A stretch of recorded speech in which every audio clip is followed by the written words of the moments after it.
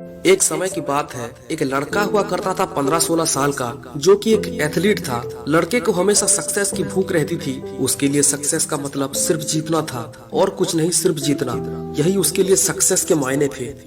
एक दिन वो लड़का अपने छोटे से गांव में चल रही दौड़ की प्रतियोगिता के लिए खुद को तैयार कर रहा था। उसके साथ दो और लड़के भी थे।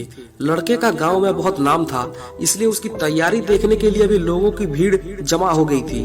उसी भीड़ में एक बूढ़े और बुद्धिमान व्यक्ति भी थे, जिन्होंने कि लड़के के बारे में काफी सुना था और उसे देखने के लिए ही दूर गांव से आए हुए थे। दौड़ शुरू हुई और शुरू होते ही लड़का तेजी से फिनिशिंग लाइन की ओर भागने लगा। वह लड़का इतना तेज दौड़ रहा था कि बाकी के दो लड़कों को उसने पीछे छोड़ दिया और फिनिशिंग लाइन तक पहले पहुंच गया। भीड़ लड़के की प्रतिभा देखकर इतनी खुश हुई कि खुशी के मारे लोग तालियों से लड़के का अभिवादन करने लगे।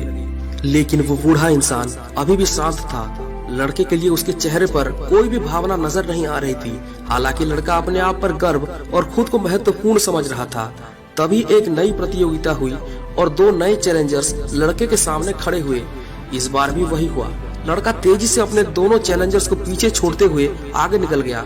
लोग फिर खुश हो गए और ताली बजाने लगे और लड़के को अपने आप पर फिर से गर्व हुआ। लेकिन अभी भी वो बूढ़ा इंसान शांत था। उसके चेहरे पर कोई भावना नजर ही नहीं आ रही थी।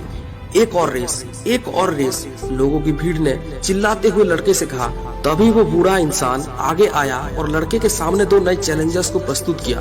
वो दो चैलेंजर्स थे, एक कमजोर बूढ़ी महिला और एक अंधा आदमी। ये क्या है? ये कोई प्रतियोगिता नहीं है, लड़के ने चिल्ला कर कहा।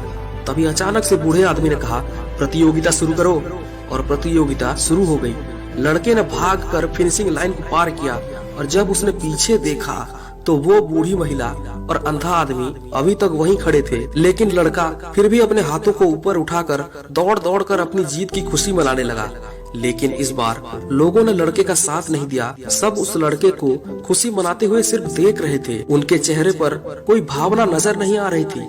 लड़के ने बूढ़े आदमी से पूछा, आखिर हुआ क्या है? कोई भी मेरा साथ क्यों नहीं दे रहा? बूढ़े आदमी ने कहा, प्रतियोगिता फिर से शुरू करो, लेकिन इस बार तुम तीनों ही एक साथ रेस को खत्म करोगे।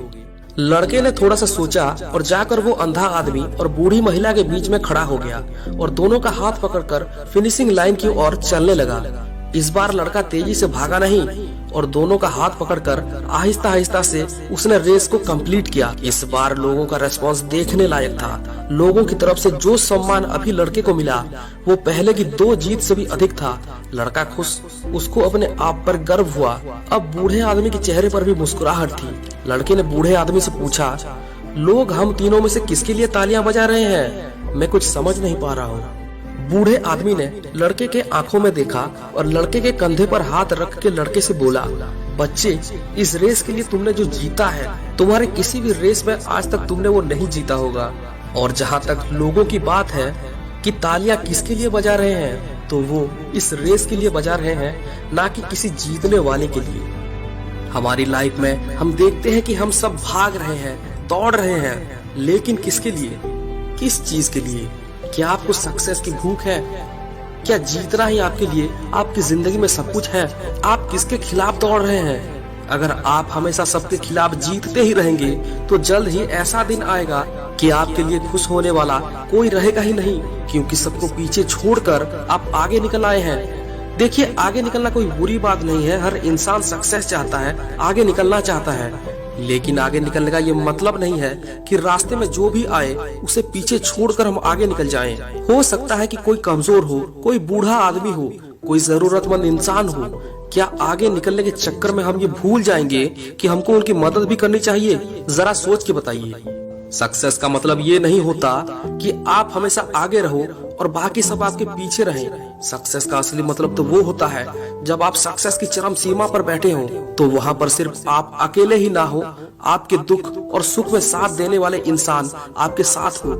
यही असली सक्सेस है। आप सभी ने 3 इडियट्स फिल्म का वो डायलॉग तो सुना ही होगा, सक्सेस के पीछे मत भागो, महान बनो, सक्सेस तो झक मार के पीछे आएगी। अब दौड़िए, दौड़िए उस रेस में जिसे कि जिंदगी कहा जाता है। लेकिन एक बात याद रखिए, महत्वपूर्ण ये नहीं है कि आप जीते, महत्वपूर्ण तो ये है कि आप इस रेस में दौड़े किस तरह से। दोस्तों, ये स्टोरी आपको कैसी लगी हमें जरूर बताइए, और अगर अच्छी लगी तो प्लीज वीडियो को लाइक कर दीजिए और अपने दोस्तों के साथ शेयर कर दीजिए, और चैनल को सब्सक्राइब करना बिल्कुल मत भूलिए। मैं मिलूंगा आपसे अगले वीडियो में, तब तक के लिए स्टे मोटिवेटेड।